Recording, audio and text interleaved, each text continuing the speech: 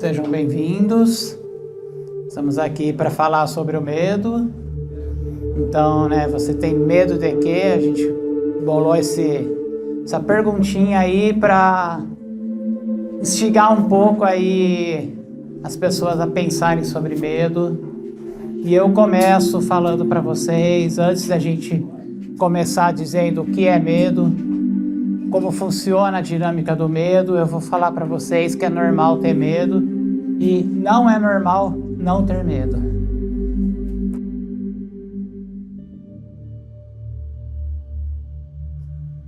Eu vou trazer para vocês um pouco da história do medo. A humanidade descobriu lá atrás, o primeiro tratado escrito sobre o medo está na Grécia Antiga. Os gregos, os filósofos gregos escreveram sobre o medo, falando sobre o sujeito que precisava sair da caverna, porque o alimento dentro da caverna estava escasso. Ele tinha medo de que seus filhos, sua prole, não sobrevivesse. Começou o medo aí, o medo da sobrevivência, o medo da morte. O medo de ver o outro morrer, não é o medo do sujeito morrer, mas o medo de ver o outro morrer. E quando esse sujeito descobre esse primeiro medo, ele tem que enfrentar um medo maior, que é o medo do desconhecido. O que tem fora da caverna? O que são aquelas criaturas que estão fora da caverna e como que eu posso enfrentá-las? E o medo, ele vem junto com dois outros mecanismos que nós vamos falar um pouco hoje, que é a culpa e a raiva. Mas para a gente entender essa tríade, medo, culpa e raiva, a gente precisa entender um pouquinho como funciona o medo. Então, vamos pensar que o medo ele é uma pulsão racional. Ele é um mecanismo de instinto, porque a gente às vezes vê alguma situação, vê uma criatura, vê algum lugar em que a gente está e a gente sente medo e às vezes não sabe por quê. Mas esse medo que nos coloca irracional faz a gente parar e pensar e refletir o que tem nesse lugar, o que tem nessa pessoa, o que tem nessa situação que está provocando medo.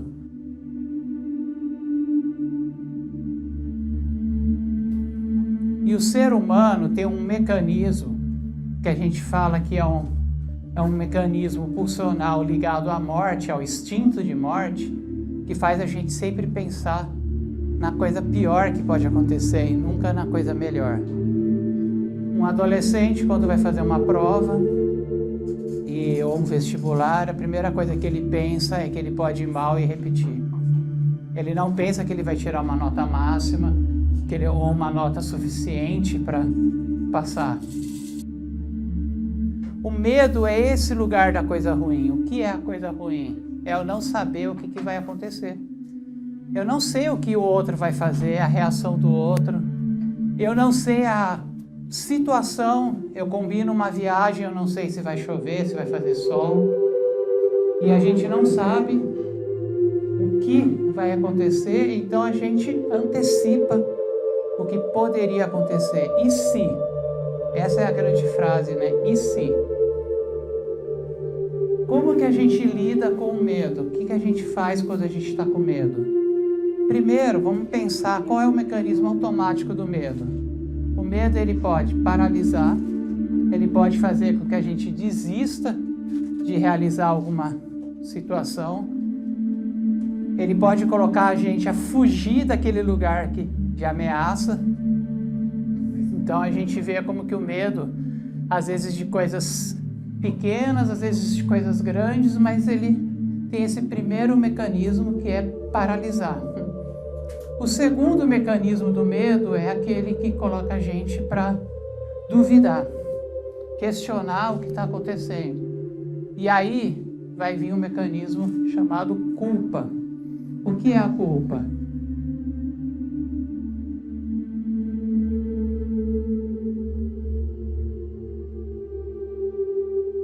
Esse é o lugar mais perigoso, talvez, do medo.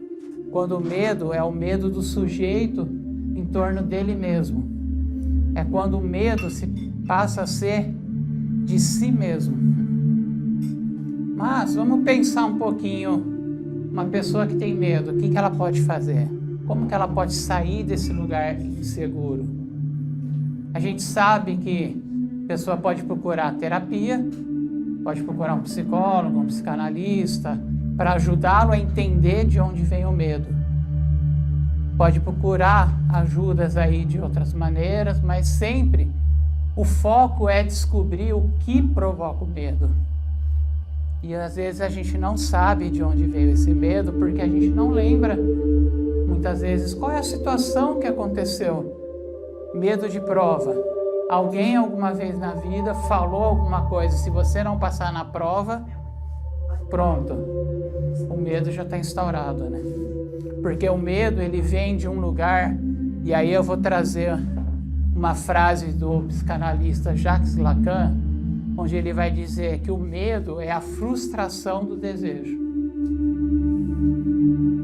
O que se passa na nossa cabeça quando a gente tem medo?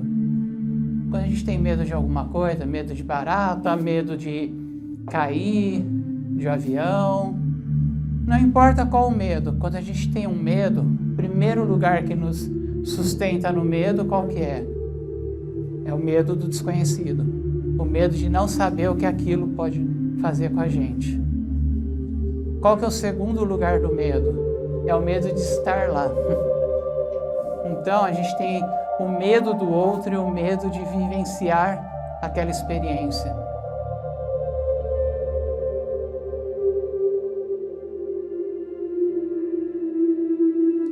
As relações abusivas, elas nascem de uma potencialização do medo.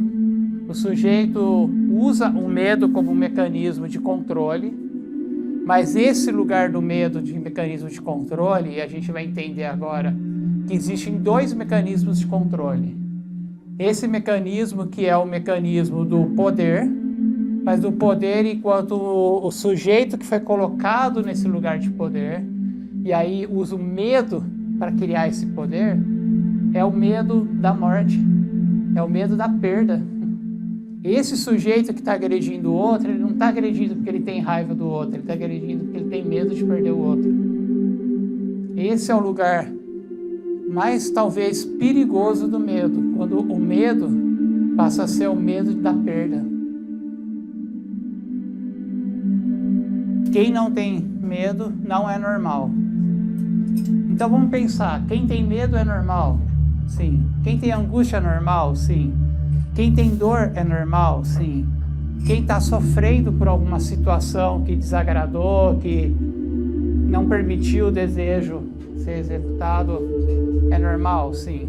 Mas a máscara social diz que o normal é o sujeito feliz.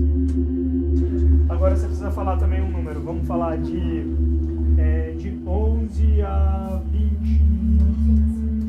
Não, de 11 a 18. 16. Alex Figueiredo dos Santos. Aê!